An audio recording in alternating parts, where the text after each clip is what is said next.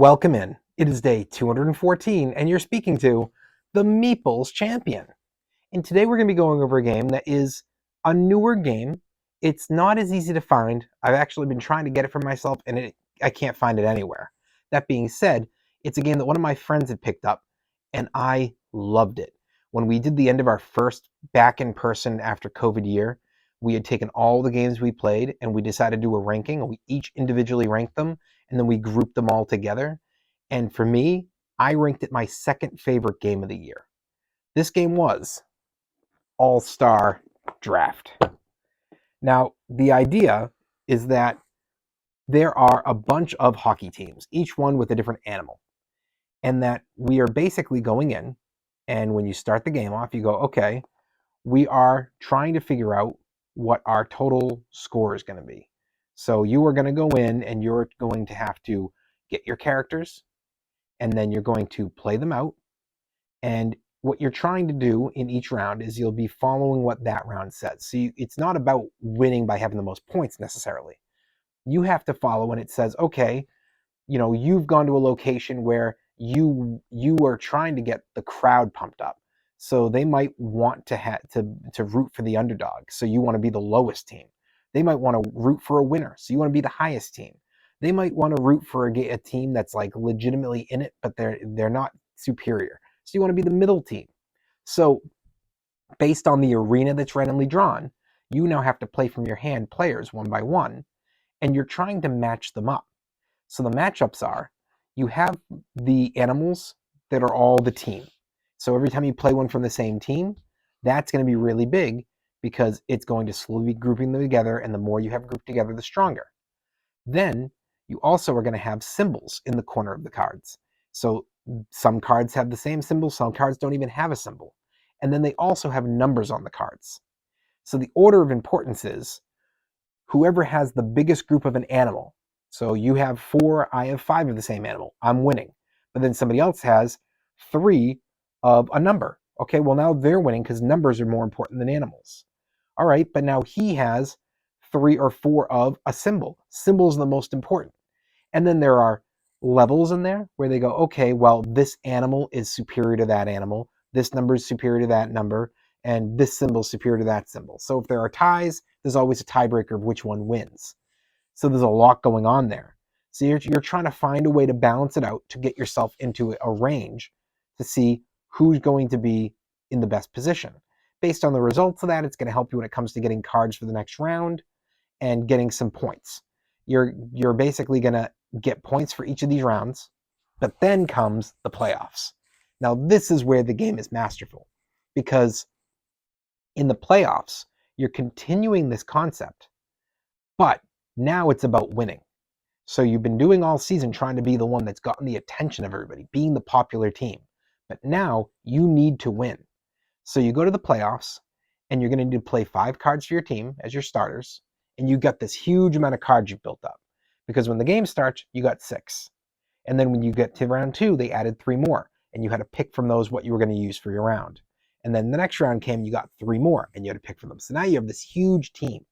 So you have to pick who's going to be your starters, and then when it comes up, they go, okay, you have to discard so many cards, and they're gone. They are exhausted, and then you have to draft so many. So you might be in a situation of, okay, you have to get rid of 2 cards, but you could get rid of up to 4 of them. And you're deciding which ones to do so you can make a better hand for the next round. And you have to math it out, as well as figure out what your opponents are doing. Because you might know somebody's got a pretty good hand, but they're trying to hold it out. You could tell from their first round, they're not going to be committing yet. So you know you don't have to commit as hard. So you're trying to chance this, and every round, whoever comes in last gets eliminated. So you're just trying to make it.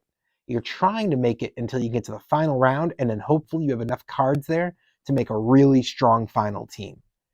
It's difficult. I played the game 3 times. I won the playoffs all 3 games.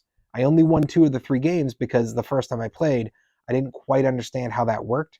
So I wasn't doing great in the regular season. And then when the playoffs hit, I just killed it. And then I understood how to use the regular season to play the playoffs better. And so I improved.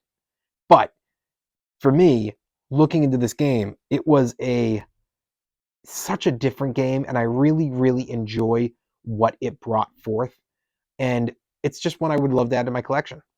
That being said, why don't we jump in, talk our 7 categories, and see where this game lands for us.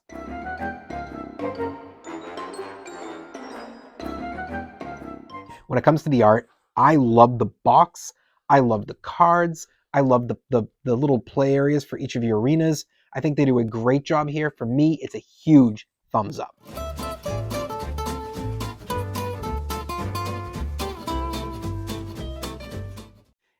And when it comes to those components, it's right with the art. All it is cards. Even the arenas are just larger cards, and they really went all out on making sure this was good quality. Thumbs up.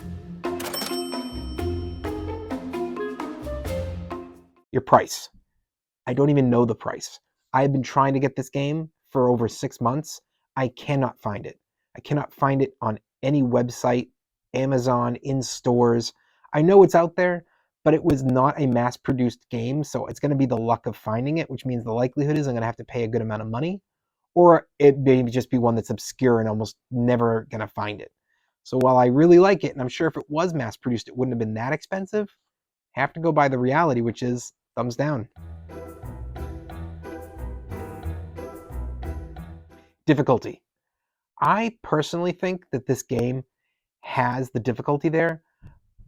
3 of the 5 of us didn't love the game.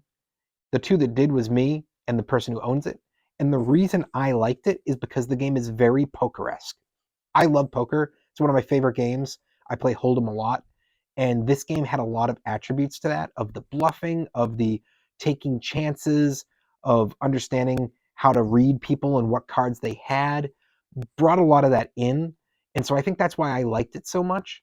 I think for the average person who doesn't play poker but likes board games, this may not be to the difficulty level they're looking for. So while I think it fits really well, I have to admit, when 3 out of 5 people don't love the game, and it's because they do consider it to be poker and that's not what they're into, the difficulty might not be good enough for an expert or an experienced player.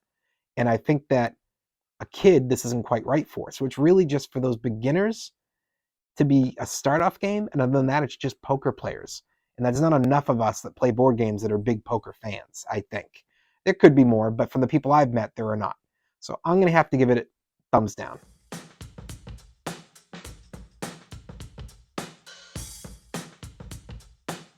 Replayability. We literally played 3 games in one night. This was a game that goes really quick. You can play it easily, back to back. And I do think it's one that if you have the right group, could be replayed a lot.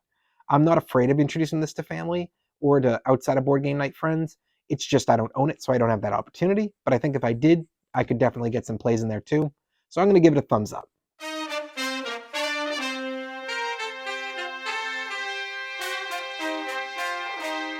Keys to Victory. Keys to Victory are all about, so when you're getting these cards, it's a draft. So you're trying to go through and you're trying to remember what you're passing along and what you're getting, putting together the best situation for yourself. What did people have last round? I got to make sure I'm not feeding good cards to the person who's already killing me. You only have the control really of the person directly to your left, maybe the person after that. After that, you don't really know. So for me, I think that the keys to victory are there because it's about building, controlling your opponents, and remembering. And there's enough there to do it. Thumbs up.